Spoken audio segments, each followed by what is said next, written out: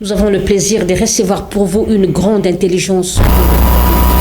La personne de Monsieur Grégoire Bakandeja. Il est docteur d'État en droit économique, professeur des universités ici à Kinshasa, professeur à l'université de Brazzaville et ancien professeur invité à l'université de... Il est aussi président d'un parti politique, le Parti socialiste pour l'intégrité et la justice, PSIJ, avec qui nous allons parler par rapport à son parti politique, l'idéologie, la vision, qu'est-ce qui l'a motivé à... Donc il y en a nombreux encore. Et puis d'autres questions d'actualité, entre autres la question sécuritaire de l'Est, qui inquiète la population congolaise, et puis sur la nouvelle nomination des dirigeants de la police. Encore une fois, bonsoir. Bonsoir, bienvenue à cette émission. Bonsoir, bonsoir madame. Vous allez bien? Oui, très bien, j'espère. D'habitude. Ah, je vous en prie. Je rappelle que vous êtes mon ancien professeur à l'université de Kinshasa. Vous m'avez donné cours en communication. Merci beaucoup. J'ai aussi le plaisir de partager cette émission avec vous, parce que ça fait quand même une fierté de voir une ancienne étudiante qui anime bien une émission sur une chaîne de télévision. Et c'est avec joie que j'ai accepté de venir partager avec vous. C'est pour nous un honneur. Je vous en prie. Donc, protégé, professeur, j'aimerais vous poser cette question. Comment se porte la RDC? Bon, la RDC se porte mal. C'est un pays qui est agressé depuis une trentaine d'années, à la suite de la détention par elle, sur son sol, de beaucoup de matières premières, parmi lesquelles les mines et les hydrocarbures, que recherchent beaucoup de pays. Alors nous subissons une guerre d'appropriation de ces ressources-là, qui sont rares, qui sont stratégiques, et c'est ce qui justifie que nous sommes attaqués aujourd'hui de toutes parts. Donc nous devons seulement prendre conscience que nous, si on n'est pas rassemblés, réunis pour défendre notre territoire, nous risquons de perdre ce territoire. Et l'histoire doit nous rattraper. Le Congo a été créé par addition des terres, addition, donc un rassemblage des espaces. Vous savez que nous avions l'espace, même parfois au niveau des baptêmes, on fait des collations. Donc on a banalisé la collation des grades académiques. On a démystifié le port de toge. Alors donc vous voyez que c'est tout ça qui fait que l'âme du Congolais a été complètement détruite à partir d'un certain nombre de comportements qui ont été adoptés et qui ont fait que les gens n'ont plus de valeur, sur la base desquelles ils peuvent penser mieux faire pour s'épanouir, pour se développer, pour se cultiver. Et deuxième élément, on a détruit l'enseignement. L'enseignement au niveau de l'école primaire, au niveau de l'école secondaire, tout ça, ça a été détruit. Finalement, les gens qui arrivent même dans les universités, qui ont des diplômes. Il ne faut pas plus condamner ceux qui les ont eus au niveau de l'université, mais c'est la base. Mais la plupart, ce sont vous-même des professeurs qui leur octroyez ces diplômes-là sans méritocratie. Vous ne voyez pas? Bon, je ne crois pas que ça soit... Les diplômes s'achètent. Bon, auprès de qui? Pourquoi les diplômes s'achètent au Congo? C'est parce que à partir d'un certain nombre d'années, notamment à partir des années 90, tout le monde a décidé de devenir fou.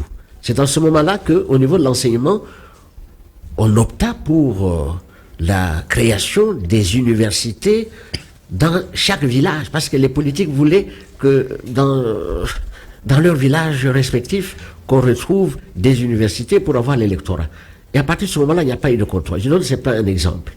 Lorsque le ministre de l'Enseignement supérieur est venu avec l'idée de contrôler la fonctionnalité de certains établissements publics, notamment les facultés de médecine, et qu'il a été amené à prendre des décisions tendant à fermer certaines de ces facultés qui ne remplissaient pas les conditions, les critères de viabilité et tout ça.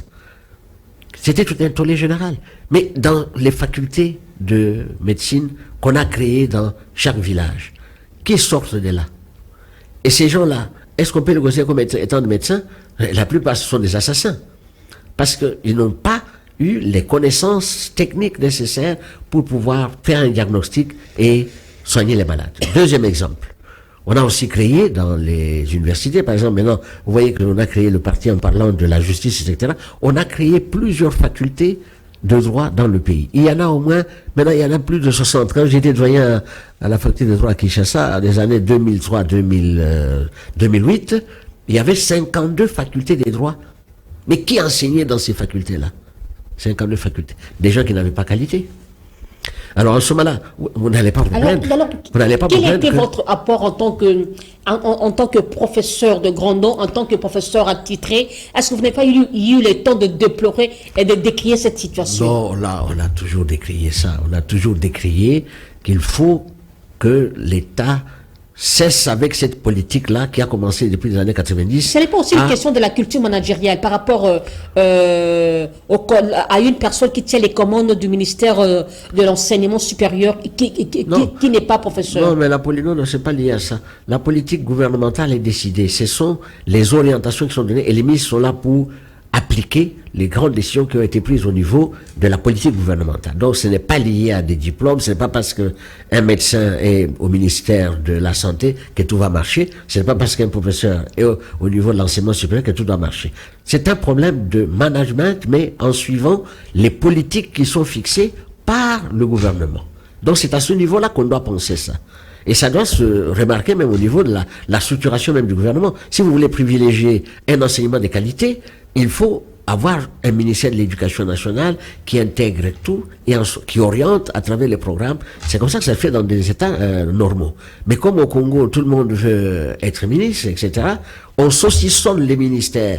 Plus vous saucissonnez les ministères, plus vous saucissonnez au moins les actions qui doivent être menées. Et s'il n'y a pas une coordination, ça conduit à l'échec.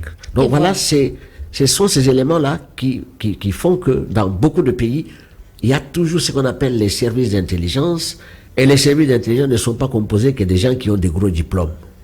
Les services d'intelligence sont composés même les cordonniers et les maçons peuvent être dans les services des intelligences. Le plus important, c'est savoir comment il faut canaliser ça et quelle est la voie à suivre et quels sont les objectifs à atteindre et quelles sont les voies et moyens pour atteindre ces objectifs-là. Mesdames et messieurs, nous rappelons que nous recevons pour vous le professeur Grégoire Bakandéja. Avec lui, nous allons parler sur plusieurs questions d'actualité, entre autres la question de l'Est, la nomination de nouvelles dirigeants. Et puis nous allons parler aussi de son parti. Professeur Bakandéja, vous venez de créer un parti politique, le Parti socialiste pour l'intégrité et la justice. Ouais. Il y a plusieurs partis politiques. Pourquoi? Qu'est-ce qui vous a motivé à créer le parti pendant que nous sommes dans un pays qui regorge beaucoup de chômeurs, ont lieu et place de créer une entreprise? Vous créez un parti politique. Bon, ce n'est pas un parti de trop. Non, ce n'est pas un parti de trop. Vous parlez des entreprises. Moi, ma profession, ce n'est pas le commerce. Les entreprises sont créées par des commerçants. Chacun doit avoir sa profession. Deuxièmement, il faut savoir le sens de la politique. La politique, ce n'est pas le fait d'accéder à des fonctions pour les exercer de n'importe quelle manière. La politique est réservée aux hommes vertueux et éduqués. La politique n'est pas un vice. Ce n'est pas des invectives comme on voit le spectacle qui est donné sur les chaînes de radio et de télévision. On voit les gens qui se battent, qui s'insultent, etc. La politique, c'est un peu de l'altruisme. C'est un service qu'on vient rendre à la communauté. Pourquoi j'ai décidé de créer? Vous savez que j'ai exercé d'autres fonctions avant en tant que technicien au service de la politique. Mais maintenant, pourquoi j'ai décidé de créer la politique? C'est parce que j'ai fait un constat qu'au Congo, les partis ne sont pas créés pour des objectifs bien précis. Les partis sont créés, il y a des partis mallettes, il y a des partis alimentaires. Et le vôtre, c'est le parti... Non, il n'est ni mallette, ni alimentaire. C'est un parti de penseurs qui veulent servir l'État. Ce n'est pas une fausse modestie, ça. Non, c'est un parti de penseurs qui veulent servir le pays à travers la formation des hommes capables de pouvoir transmettre à la masse, qui ne connaît pas beaucoup de choses, quel est le rôle du citoyen dans le cadre d'une démocratie et comment le citoyen doit choisir ses dirigeants. Le citoyen qui est éclairé, il choisira des bons dirigeants. S'il n'est pas éclairé, il choisira des mauvais dirigeants. C'est dans ce contexte-là de déperdition totale, constater que le pays ne fait que régresser, malgré la multitude de tous ces partis, les gens se disputent le pouvoir parce que beaucoup de qui viennent au pouvoir n'ont pas de profession. Le pouvoir est réservé aux gens qui viennent pour servir. Il est médecin, il est avocat, il est agriculteur. Il vient pour servir. Ça ne doit pas être une profession. La politique n'est pas une profession, c'est un service qu'on vient rendre.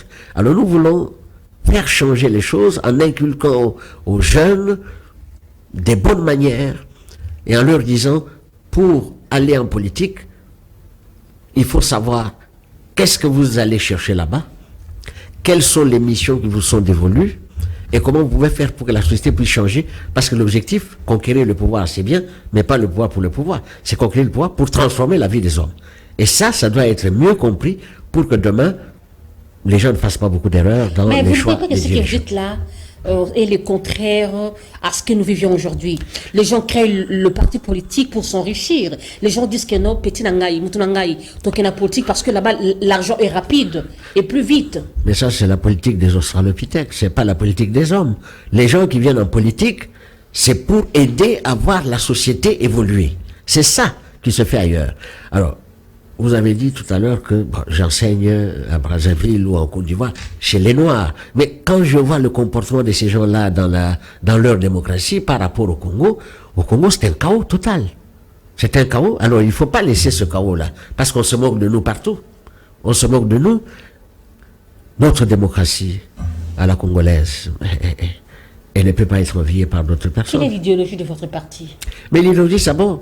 La démocratie, démocratie, égalité, intégrité et justice sociale. Alors j'ai fait la trilogie entre le socialisme, l'intégrité et la justice. Donc vous voyez que cette trilogie fait que l'homme de demain, que nous voulons reformater, saura qu'est-ce qu'il va aller faire en politique. C'est pourquoi nous avons décidé de créer ce parti-là. L'autre raison principale, c'est le développement des antivaleurs. Les antivaleurs ont tellement élu domicile dans le pays que les gens pensent que ce qui est bon ailleurs est mauvais au Congo.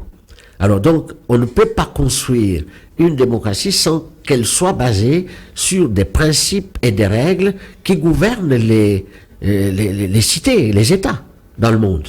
Et c'est ça qui justifie que on puisse aller en politique, justement pour expliquer même aux collègues qu'on trouvera en politique là, voici ce qu'il faut faire, et nous mettons l'accent sur les valeurs à partager, et sur la justice, une justice équitable. Avant que nous revenions par rapport à la justice, professeur, comment trouvez-vous la politique de notre pays? Notre politique, elle est médiocre, elle est en dessous, ou elle est une haute politique? Bon, ça ne peut pas être une autre politique. Si c'est une autre politique, vous direz que je suis en train de mentir. La politique actuelle se recherche. Pourquoi? Parce que le pays était dans le fond du gouffre. Il faut le ressortir de ce fond du gouffre pour en faire un État au même niveau que les autres États. C'est ça qui explique que je peux donner quand même une position qui n'est pas négative, hein, parce que on voit qu'il y a un effort pour redresser le pays face à des menaces multiples, et on voit la volonté qui est là de faire ressortir le pays. On doit rester seulement dans la volonté ou dans les concrets? Non, il y a la volonté et puis il y a les moyens qu'il faut dégager. Vous savez, le monde aussi, c'est un monde qui est interplanétaire, hein, donc les gens échangent des idées. On est dans la mondialisation, et dans cette mondialisation-là, il faut avoir les armes pour pouvoir résister face à cette bataille des grandes entreprises qui veulent diriger le monde. Mais il ne faut pas renoncer.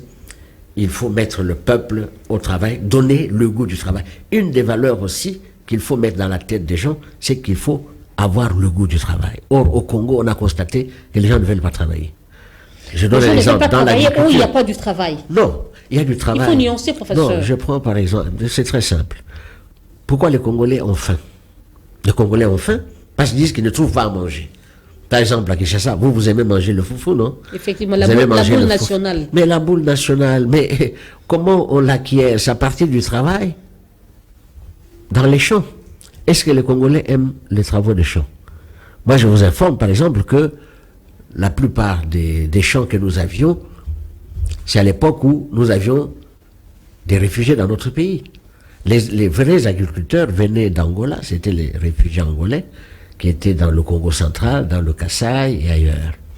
Lorsque ce pays a acquis l'indépendance, tous ces gens-là sont partis. Ceux qui travaillaient, les Congolais n'aiment pas travailler, ils n'ont pas cette culture-là. Est-ce que vous ne voyez pas que vous êtes en train d'accuser à tort vos compatriotes congolais, pendant que le gouvernement lui-même, l'État congolais, n'a pas impliqué ce système-là de l'agriculture, n'a pas fait de l'agriculture son cheval de bataille? Je me poserai des questions. L'État congolais a combien d'hectares? Où se trouve le champ de l'État congolais? On avait Céléfolis n'existe plus, où on trouvait des poules là-bas, on trouvait des canards, il y avait des élevages, il y avait des feuilles de manioc, mais cela n'existe plus, vous comprenez. Ça fait un temps, à Daïpen, qui est devenu tantôt plus tôt, vous comprenez. Mais donc, il n'y a que des individus à qui on peut trouver des portions de terre dans lesquelles ils font l'élevage, ils font l'agriculture, tandis que l'État lui-même n'a pas ça, n'a pas inculqué ça dans le chef de sa population. Le monde a beaucoup changé. L'État, son rôle, c'est d'encadrer l'exercice des activités économiques dans un pays. Le rôle de l'État, ce n'est pas de faire du commerce. C'est ça, le principe. L'État s'enrichit de l'efficacité du travail de l'ensemble de ses acteurs. Parmi les acteurs de l'État, il y a ses partenaires, vous avez les ménages, vous avez les entreprises, et puis vous avez aussi les partenaires qui viendraient de l'extérieur. Ce sont ces gens-là qui doivent donner les moyens nécessaires pour qu'on puisse travailler dans le sol. Mais il ne faut pas compter sur l'État, tout simplement. L'État a fait cette erreur d'avoir nationalisé les entreprises privées. Et tout ce que nous avons comme problème aujourd'hui, c'est parce que le pays, au moment où on accédait à l'indépendance, malheureusement, le pays était dirigé par les sociétés étrangères. Ce sont ces sociétés-là qui avaient engagé les gens pour travailler dans l'agriculture, dans les mines, etc. Mais nous avons nationalisé ces entreprises. C'était une erreur qu'on avait faite. À partir du moment où on a nationalisé les entreprises, il n'y a plus le capital pour pouvoir être investi dans le pays. C'est ça qui a conduit. Mais ça n'empêchait pas que, au niveau des villages, les gens puissent travailler. Si vous prenez la route aujourd'hui, de Kinshasa vers Bandundu et Chikapa, sur la route, si vous avez besoin de manger des oranges ou des bananes, vous n'en trouverez pas. Parce que les gens ne travaillent pas. À Bumba, là-bas, il y avait du riz. Ah, mais pourquoi les gens ne travaillent pas? Ne travaillent pas. Moi, j'ai des exemples pour le cacao, par exemple. Le cacao à Bumba, à Lissala, ceux qui ont les champs de cacao, ce sont des Camerounais qui viennent pour planter le cacao. Des Camerounais et des Ivoiriens. Ah. Et puis, ils cultivent aussi les EVA là-bas. Mais pourquoi vous ne pouvez pas faire ça? Vous avez tout ça. Donc, on peut se développer par le travail productif. Il faut donner le goût de travail. Il faut avoir des opérateurs économiques capables de se réunir pour créer des unités de production. Quand vous créez une unité de production dans votre village, vous avez la possibilité de nourrir vos frères et sœurs.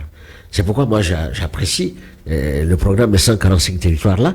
C'est un programme pour pousser les gens à aller chez eux, aller développer les activités économiques et permettre aux gens qui sont là de vivre décemment au lieu d'avoir cet exode rural qui fait que nous avons par exemple une ville de Kinshasa ici qui a plus de 20 millions d'habitants.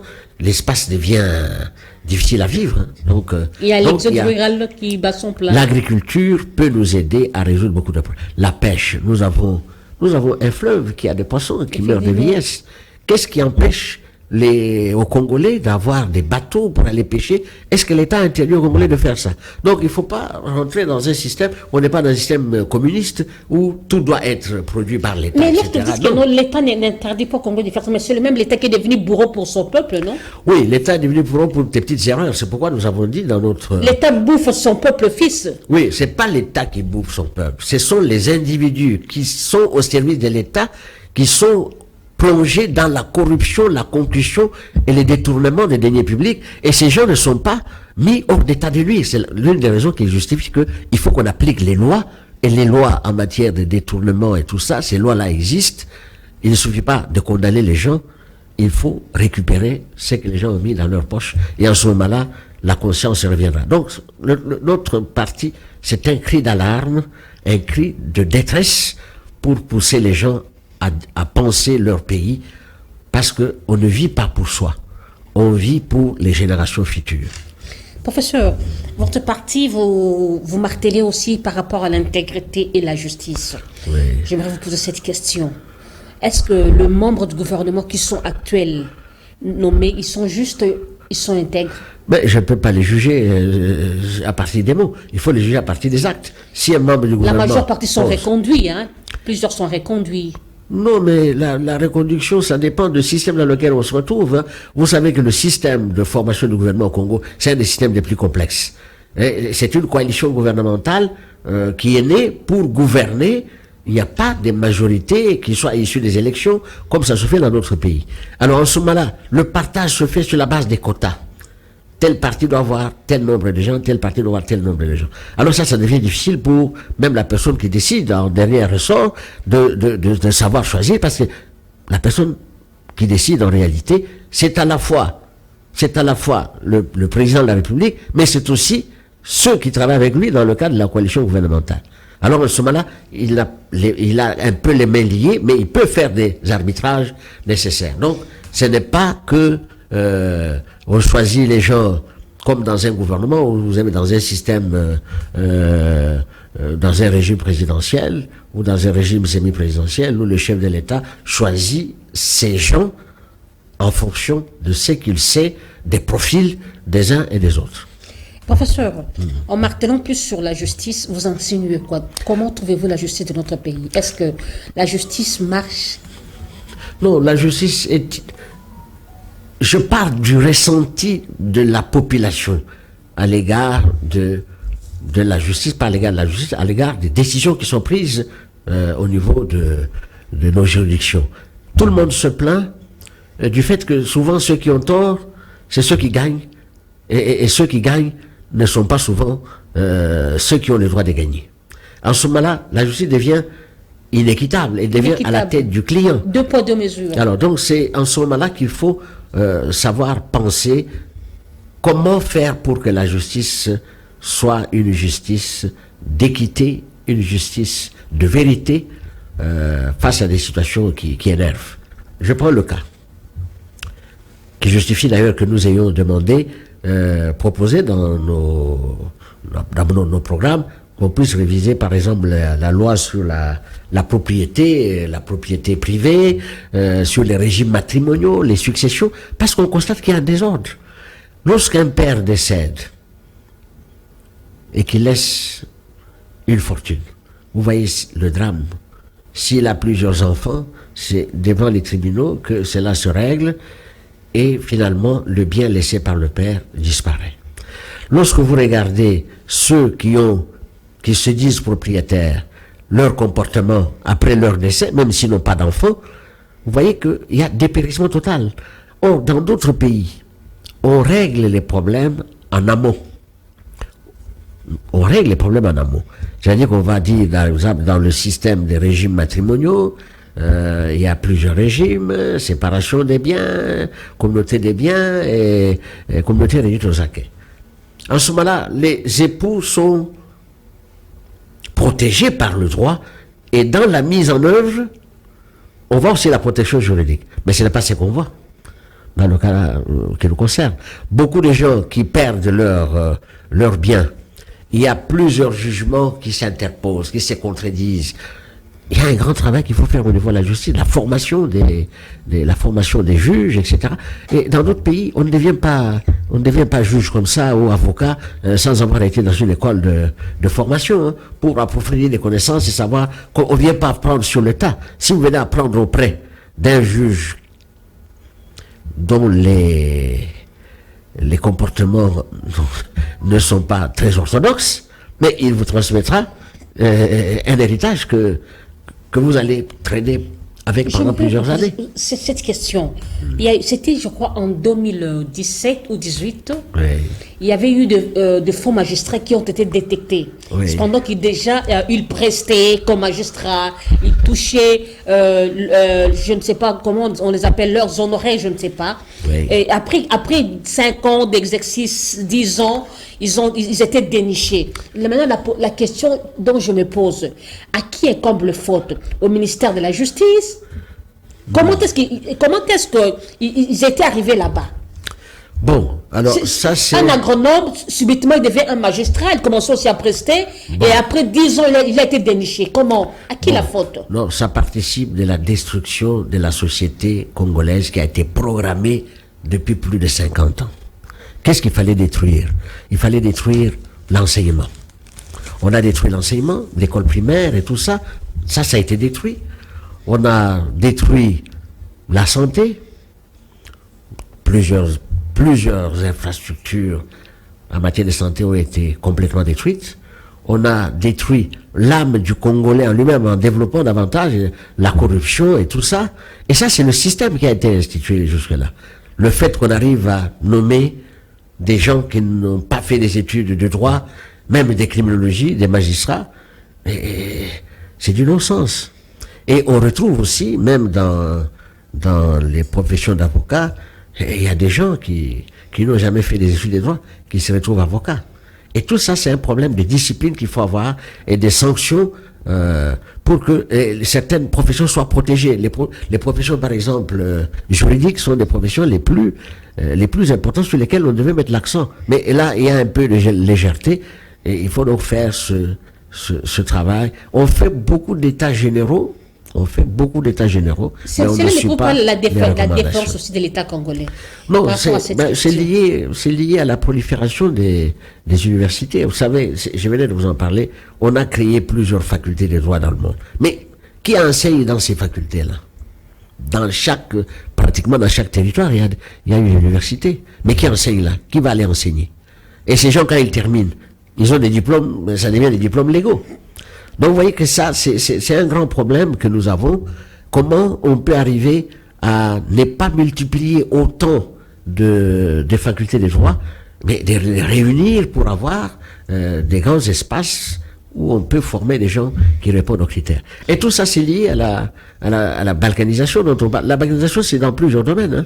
Balkanisation, c'est-à-dire dépouiller, déstructurer. C'est ça la balkanisation. Elle a commencé depuis les années 60.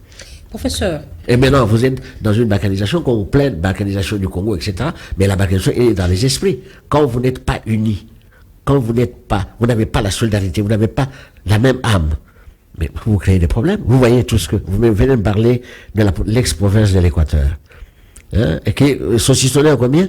En 5 provinces. 5 provinces. Le Katanga, en 5 ou 4. Dans tout ça, mais ça complètement conduit à la déstructuration. Et c'est ça qui conduit d'ailleurs à ce qu'on est en train de déplorer aujourd'hui, la tribalité qui s'est développée, le clanisme, etc. On ne sent plus l'unité nationale. Voilà, l'unité nationale doit être reconstituée par le changement, le réformatage du Congolais pour qu'il apprenne à avoir des relations basées sur un certain nombre de valeurs partagées, les valeurs de justice, les valeurs d'équité, les valeurs de solidarité, parce qu'on ne peut pas aller mieux vivre ailleurs qu'au Congo. Professeur, je voudrais vous poser une question. Vous martelez plus sur l'intégrité et sur la justice. Comment aviez-vous jugé le procès 100 jours? Le procès 100 jours a révélé, et je le dis dans la plupart de mes cours, la manière dont l'État est fondé. Le procès de 100 jours devrait nous servir et faire prendre conscience aux gens, et je crois que les gens ont pris conscience maintenant, qu'il ne faut pas jouer avec les ressources publiques. C'est ça le ressenti que l'on peut avoir. Alors, le deuxième ressenti, c'est peut-être le fait que ceux qui étaient considérés comme dans l'opinion, parce que l'opinion peut considérer quelqu'un qui a effectivement volé, on a vu, il a volé, il a fait ceci, mais si on n'a pas de preuves en droit, il y a ce qu'on appelle la présomption d'innocence. Et tant que quelqu'un n'a pas été jugé jusqu'au bout et qu'il y ait un jugement définitif, cette personne-là est présumée être innocente. Ça, on doit inculquer dans la tête des gens qu'on ne peut pas partir de l'opinion. Professeur, oui. Je n'ai pas fait les droits, mais j'aimerais un peu savoir. Déjà, il y avait eu une condamnation à 13 ans de prison, à 20 ans réduite à 13 ans. Oui. Par après, lorsqu'ils sont venus interjecter l'appel, nous sommes allés juste à l'acquittement. Est-ce que pensez-vous, est-ce que le peuple congolais peut vraiment faire confiance à cette justice? Mais ça dépend. Mais tout le monde qui était cité dans cette affaire sont dehors. Oui, ça c'est une des faiblesses de toutes les justices dans le monde. Mais vous savez qu'en droit, et c'est ça que les gens doivent savoir, tant qu'il n'y a pas un jugement définitif, ou une décision définitive, la personne doit être considérée comme étant bénéficiaire de la présomption d'innocence. Il faut prouver pour qu'on arrive à tel ou tel résultat. Il ne faut pas avoir ce ressenti-là. Et c'est ça le caractère émotif du Congolais. Le Congolais est émotif. Il raisonne après avoir eu ses émotions. Donc c'est dans ce sens-là qu'il faut orienter le peuple pour leur dire que quand quelqu'un est accusé de vol ou d'escroquerie ou de violence, il faut le prouver. Jésus a été tué parce qu'il avait été condamné. Mais est-ce que le jugement qui a été rendu était un vrai jugement ou un faux jugement? Mais il était définitif. Donc tant qu'il n'y a pas un jugement définitif, on ne peut pas considérer que la personne est coupable. C'est ça le grand principe. Et ça, il faut l'inculquer dans les têtes des gens. Quelle est la touche particulière de votre parti politique? Mais la touche particulière de ce parti, c'est de se démarquer du spectacle qu'on voit tous les jours. Le parti, ce n'est pas simplement le fait d'amener les masses, de donner des t-shirts, etc. Nous voulons avoir un parti où les gens réfléchissent d'abord avant de recevoir ce qu'on peut leur donner. Et notre parti, c'est beaucoup plus les moyens de ses membres. Nous voulons développer cette idée-là, que le parti n'est pas la propriété de son fondateur. Par exemple, mon parti n'est pas ma propre propriété pour que je puisse m'occuper de tout à la fois. Non, nous avons des membres du parti, du comité directeur, qui doivent aussi participer au fonctionnement de l'organisation politique. Ça ne doit pas être basé seulement sur un individu. Mais ça va vous pousser. Plusieurs, par exemple, les partis politiques prennent leur formation pour, comme disent les Kinés, à Bornanga. Je souffre pour mon parti, donc ne venez pas m'embrouiller par vos décisions. Mais c'est la raison pour laquelle le parti, ce n'est pas une propriété privée de quelqu'un. Nous voulons éviter d'avoir ces partis ligablos familiaux. Nous voulons avoir des partis où des gens... Les partis sont des associations de personnes qui partagent les mêmes idées et les mêmes idéaux et qui veulent atteindre un résultat. C'est pas une affaire d'un individu. Nous sommes tellement dans la culture de la Deuxième République, de parti unique, qu'on considère que quand vous êtes fondateur d'un parti, c'est le parti qui doit vous attacher jusqu'à votre mort, et quand vous décédez, c'est votre fils qui doit vous remplacer. C'est ça. On veut carrément avoir des partis organisés qui peuvent aller au-delà des individus qui les composent pour asseoir dans le pays des bases. Vous savez, nous avons, depuis 90, on a créé beaucoup de partis. Mais dans l'arène politique, les vrais partis sont peut-être 4 ou 5. Alors nous voulons être le 6e de ces partis-là, parce que nous avons une représentation nationale et nous avons des idéaux et des idéologies qui nous permettent de coopérer avec d'autres. L'objectif étant le Congo, et c'est le Congo que nous visons pour que le Congo rejoue son rôle de pays étendard pour l'Afrique centrale, et non pas pourquoi pas pour le monde. Votre parti politique se trouve à quelle obédience? Vous êtes de l'Union sacrée, de l'opposition? Non, mais écoutez, moi je ne peux pas rentrer dans ces histoires. Ça c'est la congolité. Les partis chaque parti est indépendant. Un parti qui entend exercer le pouvoir, il doit savoir, dans le cadre d'une démocratie, qu'il faut s'allier avec d'autres partis, parce qu'on ne peut pas gagner tout seul. Alors, nous pourrons aller avec les partis qui partagent la même vision que nous, la même idéologie, et cette idéologie vise surtout le progrès social, le développement de la démocratie, l'intégrité des personnes qui doivent exercer les fonctions politiques, et la justice équitable, la justice sociale, par la redistribution des revenus entre les acteurs sociaux. Vous irez aussi aux élections? Mais pourquoi pas, quand on veut acquérir... Vous aurez aussi des candidats? Mais nous aurons des candidats. Les candidats vont se manifester. Si les candidats se manifestent, ils doivent candidater et puis compétir. Et c'est ça, l'élection. C'est toute cette bonne. Vous croyez à cette CENI? où nous voyons des petits-enfants au Kasaï s'enrôler, des mineurs s'enrôler. Ah, mais c'est vous qui le dites. Moi, je crois en toutes les organisations qui sont là. Il faut faire confiance à ceux qui ont reçu la charge et la mission d'organiser des élections. Professeur Bakandéja, nous allons parler sur l'insécurité à l'est du pays. Nous avons tous constaté le retrait des M23 au remplacement de la troupe ougandaise. Professeur Bakandéja, à quel état d'esprit avez-vous reçu cette nouvelle? N'est-ce pas, ça sent la balkanisation? Bon, écoutez, la balkanisation, ça ne doit pas faire peur aux gens. Il faut se battre. Vous savez, lorsque... Il faut se battre, mais le chef de l'État ne veut pas décréter la guerre, non? Non, mais la guerre... Il a dit, on ne sait pas quand, on sait quand ça commence, mais quand ça se termine, on ne sait pas donc... Mais la guerre, il ne suffit pas de déclarer la guerre pour que la guerre soit engagée. La guerre est là, quand vous êtes attaqué, vous devez avoir la capacité de pouvoir vous défendre. Nous avons eu cette faiblesse-là pendant plusieurs années parce que ceux qui voulaient la pacification du Congo avaient tout fait pour que il y ait un embargo d'armes sur le Congo alors que le Congo est agressé. Un effort a été fourni et a de bons résultats. Maintenant, nous pouvons acheter des armes.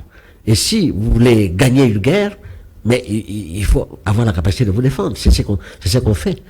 Cette prise de conscience du Congo, le Congo, c'est un pays qui a été infiltré depuis des années, depuis plus de 50 ans, 60 ans. Le Congo n'a pas été infiltré seulement aujourd'hui. C'est depuis plusieurs années que le Congo a été infiltré. Mais pourquoi on n'a pas senti ces effets-là, quand vous dites a été infiltré depuis 50 ans, 60 ans? À l'époque du maréchal, on n'a pas senti ça, non? Non, à l'époque du maréchal, on avait ressenti ça. Mais pourquoi il y a eu des problèmes en 1970-71 quand on a accordé la nationalité collectivement à tous l'Est n'était pas assiégé, Bounaga n'était pas parti. Non. Ces villes-là existaient déjà, mais aucune ville a été assiégée, prise sous le rebelle. Voilà. Il y avait la paix à l'Est, reconnaissons ça quand même. Il y a quelque chose qu'on reconnaît aux Congolais, c'est leur hospitalité. D'ailleurs, vous ajoutez ça, l'hospitalité légendaire. Alors les gens ont considéré que cette hospitalité, c'était la naïveté.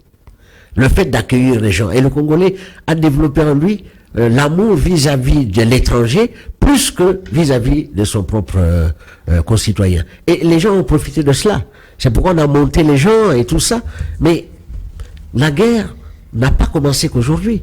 La recherche de la nationalité par les sujets étrangers, et principalement ceux de l'Est,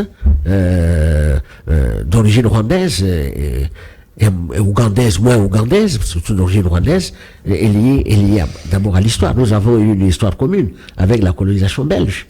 Et lorsque nous avons acquis l'indépendance, les gens ont considéré que notre espace était tellement important et riche qu'il fallait qu'on transplante. On l'avait déjà transplanté à 1900, dans les années avant 50, jusqu'en 59, et nous avons accueilli les réfugiés de ces pays-là. Alors on a considéré que nous étions naïfs, et nos chefs coutumiers ont accordé des terres aux gens qui se sont finalement transformés en leurs bourreaux. Donc ça ne date pas d'aujourd'hui, les infiltrations. Nous avons eu la guerre en 80. Avant, nous avons eu la guerre. Les années 80. Non, nous avons eu déjà la guerre vers les années 60. Il y avait Jan Skram qui était à Bukavu. Hein. Vous connaissez Jan Skram? Non. Bon, Jan Skram, c'était un sujet belge qui était pratiquement un chef devenu un chef de guerre à Bukavu. Et c'est en 65 que finalement, cette guerre 64-65, la guerre a été terminée. Il y avait une rébellion à l'Est. Donc ça n'a pas commencé aujourd'hui. Ensuite, vous avez eu la vague d'Afdel, etc., avec tout ce qu'il y a eu comme accord. Et finalement, on a utilisé dans nos pays certains Congolais faibles d'esprit qui ont accepté de vendre leur pays à cause de l'argent. Et c'est ça qui justifie la situation. Actuellement, on nous dit qu'il y a des accords. Mais il y a des accords. Qui a signé ces accords? Est-ce que ces accords ont été entérinés par le Parlement? Comment un Parlement pouvait entériner des accords visant l'empiètement du territoire et l'exercice par des étrangers? Mais vous reconnaissez quand même qu'il y avait eu des accords entre le M23 et le gouvernement présent. Ils étaient logés ici pendant 14 mois, ici à Kinshasa. Non, mais c'est vous que me le dites. Moi, je ne crois pas qu'il y ait des accords de ce côté-là. Il n'y a pas d'écrit. Vous savez, on a raconté beaucoup de choses. Hein. Il y avait accord cash, accord ceci. On n'a jamais présenté ces documents-là. On n'a jamais présenté ces documents.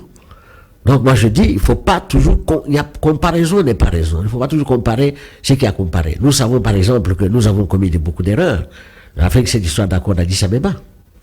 Quand vous allez à Addis Abeba pour aller traiter des problèmes des grands lacs parce qu'il y a des conflits, mais qui amène ces conflits? Ce sont des étrangers. Quand les étrangers amènent des conflits, vous dites qu'il y a les causes sont les causes liées à la propriété foncière, mais est-ce qu'il y a des propriétés foncières qui appartiennent aux gens à l'est, en dehors des Mohamed qui sont là, qui dissimulent les terres? Non, il n'y avait pas ça. Les questions liées à la gouvernance, non, on ne peut pas les traiter ailleurs. Nous avons commis cette erreur, la traiter ailleurs, et finalement on nous oppose, vous avez signé. Mais quelqu'un peut signer un accord, mais il peut dénoncer l'accord, et se délier de cet accord. Et c'est ce qui a été fait. Moi je ne crois pas qu'il y ait quelque chose qu'on puisse, aucun accord visant à... Et alors, vous n'avez pas répondu à ma question. Oui. À quel état d'esprit avez-vous reçu le retrait de troupes de M23 en remplacement de troupes ougandaises? Bon, ça c'est dans le cadre de ce qui a été signé. Il y avait deux options. Ou bien vous faites la guerre, vous tuez les gens, il y a mort d'hommes, etc. Ou bien vous acceptez que progressivement les assaillants se retirent, et pour garder cette confiance-là, que les troupes de l'organisation puissent occuper les positions laissées par les rebelles et progressivement récupérer. Personne ne peut céder l'intégrité, une partie du territoire national à une puissance étrangère. Ça c'est exclu. C'est exclu. Les frontières du Congo n'ont pas été remises en cause. Il y a ce processus de retrait, et ça se fera de la même manière pour le processus de retrait. C'est vraiment important. Bon, écoutez, mais ce n'est pas une erreur, professeur. Non, c'est pas une erreur. Les rebelles du M23 sont passés par où? Par Bunagana. Ils sont partis du territoire rwandais et du territoire ougandais. Dans le cas des accords, il avait été prévu qu'ils puissent se désengager, et pour se désengager, inspirer la confiance, on suit ce processus-là. Il ne faut pas juger avant la fin du processus. Je donne un deuxième exemple. Les gens oublient que l'Angola avait aussi les forces de l'ONU. Lorsqu'on avait décidé que les forces de l'ONU partent, c'était dans la partie qu'occupait l'UNITA. Mais ça s'est fait de manière progressive. La Côte d'Ivoire a eu aussi les forces de l'ONU sur son territoire. Quand on avait décidé que ces forces puissent partir, le départ a été progressif, remplacement de soldats étrangers par les soldats de l'armée régulière. Donc c'est un processus pour éviter que les gens commencent à échanger de coups de balle à partir des frontières, parce que ces rebelles normalement devaient rentrer là où d'où ils étaient venus. C'est ça le principe. Professeur, nous tendons déjà vers la fin de l'émission. J'aimerais un peu que nous parlions par rapport à la nouvelle nomination du dirigeant de la police. Ouais. Quel jugement rendez-vous? Non, lorsqu'on change des éléments de forces armées et de police, c'est pour l'efficacité des services. Et les changements sont... Lorsqu'on est dans une démocratie, on doit savoir déplacer les gens. Les postes ne sont pas des propriétés privées des individus. Et la routine, lorsque vous restez le plus longtemps dans une fonction, la routine peut faire que vous ne soyez plus à même de déceler tout ce qu'il y a comme faille, etc. Alors, pour raison d'efficacité, on peut remplacer les hommes, et c'est un exercice qu'on a fait dans tous les pays. Pour moi, ça ne pose aucun problème. Ce sont la personne qui est partie a rendu de loyaux services depuis les forces armées jusque là où il s'est trouvé, et maintenant il prend sa retraite. Ailleurs, chez les êtres normaux, quand on va à la retraite, on fête. Parce qu'on va pour se reposer et on va profiter de ce qu'on a pu accumuler comme ressources pendant sa vie. Mais c'est le contraire au Congo. Quand on va à la retraite... La retraite entraîne la mort facilement, je Bon, ça entraîne la mort parce que les gens ne savent pas développer d'autres activités. Ceux qui font la retraite ailleurs, vont à la retraite ailleurs, ils développent d'autres activités et ils vivent encore mieux que quand ils travaillaient. C'est ça le principe. Il faut accepter... Ils vivent mieux parce qu'ils étaient aussi mieux payés, non? Bon, ici, nous avons des salaires modiques. Alors, si vous avez des salaires modiques, vous devez continuer à utiliser ces salaires jusqu'à 80 ans. Vous n'avez pas d'enfants ni des petits-enfants. Voilà l'égoïsme du Congolais. Il faut vivre en fonction du lendemain, en fonction de ce que vous avez laissé. Vous avez l'avantage au Congo d'avoir beaucoup d'enfants. Hein. Les Congolais, ce sont des grands fabricants des espèces qui leur ressemblent. Mais quand vous fabriquez une espèce, il faut toujours penser que deviendra cette espèce quand je ne serai pas là. Voilà pourquoi les gens construisent des réserves, font de l'épargne, parce qu'ils se disent, le jour où je ne serai pas là, il ne faut pas que la famille dépérisse. C'est ça l'homme différent de l'autre espèce Professeur, animale. parlons un peu de la ville de Kinshasa. Il y a le phénomène Kuluna qui bat son plein. Il y a même dans la commune de Makala, tout un quartier, les gens ont abandonné leur maison. À Kisasso, il y a des brigades, des milices, je vous dis. Alors, quel est le profil du commandant ville de Kinshasa, selon vous? Bon, alors, vous savez, on est dans une ville où il y a... les Koulounas sont là parce que l'éducation a manqué. Les Koulounas sont là parce que au niveau des polices, des services spécialisés, il n'y a pas d'action efficace qui a été menée. C'est un aveu de puissance du gouvernement? Non, c'est la raison pour laquelle on fait des changements. On fait des changements au niveau du commandement. Mais ça date, ce phénomène. N'est-ce pas un aveu d'impuissance du gouvernement? Bon, mais on ne va pas arrêter les gens à penser négativement. Vous savez, la délinquance, ça naît dans les esprits des hommes. On ne peut pas dire que telle personne ne va pas se révolter un jour. Ça naît dans les cerveaux des hommes et c'est la raison pour laquelle, par l'éducation, la formation, l'occupation, on arrive à résoudre ce problème. Vous n'allez pas me dire qu'aujourd'hui, la plupart des délinquants qui ont été, vous appelez les Koulouna, qui ont été reconvertis dans l'agriculture, dans la maçonnerie, etc., ne rendent plus service à la communauté. Vous savez, le service national. Attendez, s'il vous plaît, je vous prends au mot. Oui. On arrête un Koulouna, c'est lui qui a tué les gens, il a massacré, sans être jugé directement. Oui. Vous l'amenez faire l'agriculture. N'est-ce pas, c'est faire obstruction à la justice que vous prônez?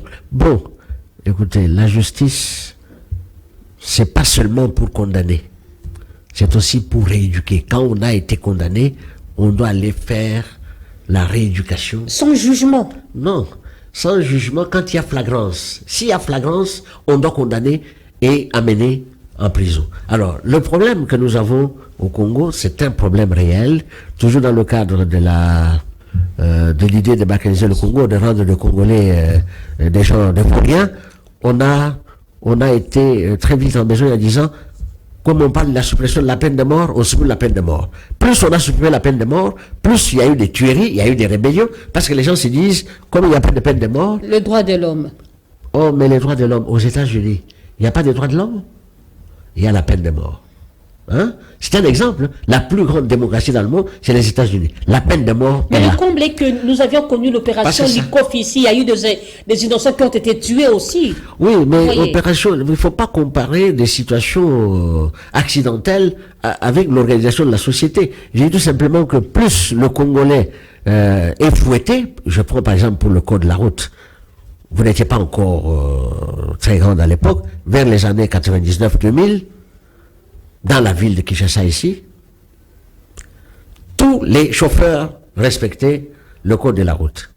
Ceux qui violaient le code de la route, non seulement on les fouettait, mais ils payaient des amendes. Ouais. Bon, mais maintenant là, tous ceux qui violent le code de la route, ils sont applaudis.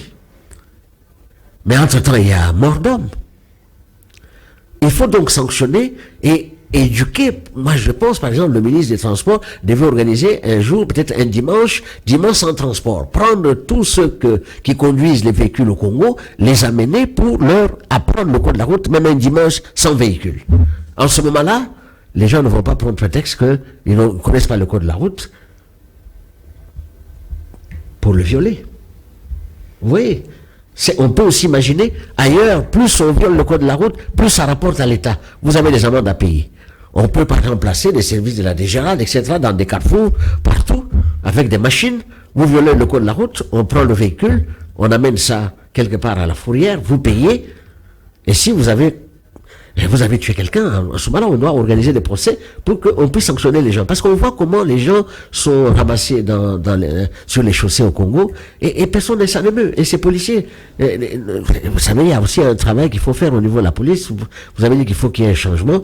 Il faut qu'on ait des policiers formés, vraiment des policiers qui prennent conscience du rôle qu'ils doivent jouer dans le cadre de la circulation routière. Nous voyons dans des carrefours comment ce sont parfois les policiers eux-mêmes qui organisent le désordre sur la voie publique. Et ces gens ne sont pas sanctionnés. Il faut sanctionner. À partir du moment où on va sanctionner, les gens vont commencer à avoir peur. On ne peut pas gérer un État avec des sentiments de compassion avec les gens. Ceux qui sont déviants, il faut frapper. Pensez-vous que oui, on peut frapper? Pensez-vous que nous pouvions avoir des résultats probants aussi longtemps que la police congolaise ou l'armée ne sera pas bien rémunérée, la logistique ne sera pas bien organisée? Bon, écoutez, c'est vraiment un programme. Pour mieux rémunérer la justice, et la police et l'armée, il faut organiser la collecte des fonds publics. C'est-à-dire, il faut que tout le monde paye les impôts, qu'il n'y ait pas de détournement. Ceux qui détournent, il faut les arrêter parce qu'en fait, l'État n'a pas d'autre source. Les gens confondent les choses. L'État n'a pas d'autre source que celles qui lui proviennent des impôts qui sont perçus sur le territoire. Mais si les gens ne payent pas d'impôts et des taxes, vous savez qu'il y a beaucoup de sociétés au Congo qui ne payent pas d'impôts. Beaucoup ne payaient pas d'impôts. À partir du moment où on commence à demander à la société de payer des impôts, vous avez les recettes qui augmentent. S'il n'y avait pas, je prends l'exemple, s'il n'y avait pas d'état de siège, personne ne saurait qu'il y avait suffisamment de ressources du Congo qui partaient ailleurs et qui enrichissaient les autres pays, alors que le Congo avait ces ressources-là localement. Et ça va dans les poches des individus. Donc il faut organiser la redistribution des revenus. Nous tournons déjà vers la fin de l'émission, mais je dois quand même vous poser cette question par rapport à cette date du 6 février maintenue comme date fériée sur la célébration de la lutte de Simon Kimbangu. Comment vous analysez ça? C'était vraiment important? Mais c'est une très bonne décision. Moi, je ne sais pas pourquoi les Congolais, on voit seulement... Ce n'est pas encore une date de férié des trop. Les Congolais vivent au jour le jour. Non, vous savez, dans beaucoup de pays, dans les pays chrétiens par exemple, il y a trop de fêtes. Dans les pays chrétiens, il y a beaucoup de fêtes. Les pays catholiques, il y a beaucoup de fêtes. Ici, nous sommes dans un État laïque. L'État laïque ne signifie pas que on ne peut pas honorer les autres religions qui sont officiellement reconnues. Donc, si c'est une fête qui intéresse je prends par exemple le cas au Cameroun, où il y a des fêtes pour les catholiques, il y a des fêtes aussi pour les musulmans, parce qu'on retrouve des musulmans en grand nombre, à peu près 30 ou 35% de la population, etc. Dans d'autres pays, vous avez les pays comme les pays islamiques, au Sénégal, etc. Il y a des fêtes pour les musulmans, mais il y a aussi des fêtes pour les minorités catholiques. Donc, ça ne doit pas poser un problème. Je crois qu'au Congo, les gens ont cette culture-là de critiquer n'importe quoi. Simon Kimbangu, tout le monde reconnaît, c'est parmi les plus grands résistants dans ce Congo, et c'est ça qui montre même la fierté de l'Afrique dans la conquête des indépendances. Ça a commencé depuis longtemps, les gens qui ont résisté pacifiquement, et il a créé il est le fondateur de l'église qui porte son nom. Je crois en l'honorant, on honore le pays et on honore l'Afrique. Je ne vois pas de commentaires à faire. Je ne peux qu'applaudir une telle décision. Nous sommes arrivés à la fin de l'émission. Vous allez devoir regarder la caméra. Adressez-vous au public, votre mot de la fin. Mais le mot de la fin, c'est de remercier le public. Je crois que vos téléspectateurs et téléspectatrices ont pris le temps de m'écouter. J'espère que j'ai été convaincant dans mes idées. Et le plus important, c'est de leur dire, si l'occasion se présentait un jour demain et qu'ils doivent choisir, qu'ils choisissent les gens de mon parti, le Parti socialiste pour l'intégrité et la justice. Vous n'êtes pas candidat à la députation nationale? Ça, c'est le congrès de mon parti qui le décidera, le moment venu. Vous allez convaincre? Le plus important pour nous, moi j'ai été parlementaire. J'ai été ministre, tout ça, mais le plus important, c'est de voir les jeunes comprendre notre message pour que demain, quand nous ne serons pas là, qu'il soit là pour défendre le pays, et son pays, c'est l'un des pays les plus merveilleux au monde. C'est le cadeau que nous allons vous laisser. Il ne faut pas le perdre à l'esprit. Et c'est en ce sens-là que vous allez nous honorer quand nous serons dans l'au-delà. Professeur Bakandeja, c'était pour nous un honneur de vous recevoir sur le plateau de Kinactu Télévision. Je vous en prie, madame. N'oubliez pas d'inviter Kinactu lors de vos activités. Nous avons eu toute une rédaction. Ça, c'est bien noté. Merci. Merci beaucoup. Mesdames et messieurs, nous sommes arrivés à la fin de cette émission. Nous vous rappelions que nous recevions pour vous Grégoire Bakandeja, docteur d'État en droit économique, professeur des universités de Kinshasa, de Brazzaville et ancien professeur invité à l'université de Panthéon. Il est président d'un parti politique, le Parti socialiste pour l'intégrité et la justice, PSIJ. Avec lui, on a essayé un peu de balayer sur l'idéologie, la vision de son parti politique. Il a plus martelé sur la justice. Vous allez suivre cette émission en ligne. Et puis, nous vous rappelons que nous sommes sur le bouquet Bloussat, sur TNT. Et puis, en clair, merci de votre attention soutenue. Mais du moins, vous avez suivi l'émission. Je me suis vêtue en noir. L'émission Active 60 est en deuil. Nous avons perdu l'un des co-débatteurs de cette émission. Des fois, je vous ai toujours dit que des fois, nous recevons deux têtes ici pour se débattre, des idées se confronter. Maître Bita Mangbeme, qui avait tiré sa révérence la semaine dernière. Aujourd'hui, il y aura la veillée mortuaire derrière la maison communale de Kitambo. La levée de corps aura lieu à la clinique Ngaliema à partir de 9h. Après l'exposition, il y aura une cérémonie à la cour d'appel de la Gombe. Je présente, ensemble avec Kinactu, nous présentons nos sincères condoléances à la famille éplorée, à son épouse, à ses enfants, ainsi qu'à son père, Papa Bita Nzale Mangbeme. Que Dieu seul soit votre consolation. Merci à votre attention soutenue. Que Dieu bénisse la République démocratique du Congo. Que Dieu protège nos FARDC. Que Dieu bénisse le parti PSIJ et que Dieu garde son peuple. Au revoir, Inch'Allah. Merci.